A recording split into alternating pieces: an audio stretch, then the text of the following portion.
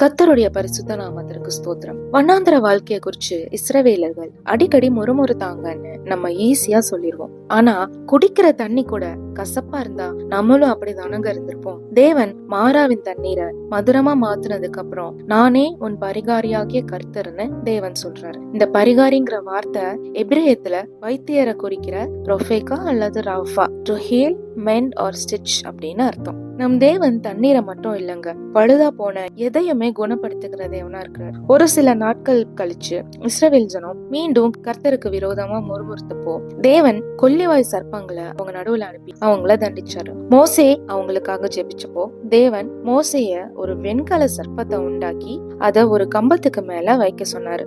அதை நோக்கி பார்த்த எல்லாருமே குணமடைஞ்சாங்க. இயேசுவோட வாழ்க்கையிலயும் ஹீலிங் ஒரு முக்கியமான ஊழியமா இருந்துச்சுங்க. பாவம் ஏதோ ஒரு விதத்துல நம் வாழ்க்கையில உபத்திரவத்தின் வாசல திறந்து விடுது. ஆனா நம்ம இயேசுவ நம்முடைய பரிகாரின்னு அறிக்கையிடும் போது அவர் சிலுவையில நமக்காக சிந்தின ரத்தத்தினால சுத்திகரிக்கப்படுறோங்க. ஏசாயா 53:5 அவருடைய தழும்புகளால் நாம் குணமாகிறோம். ஆமென். யெகோவா ராஃபா, சுகத்தை தருபவர், வியாதிகள் என்று எனக்கில்லையே.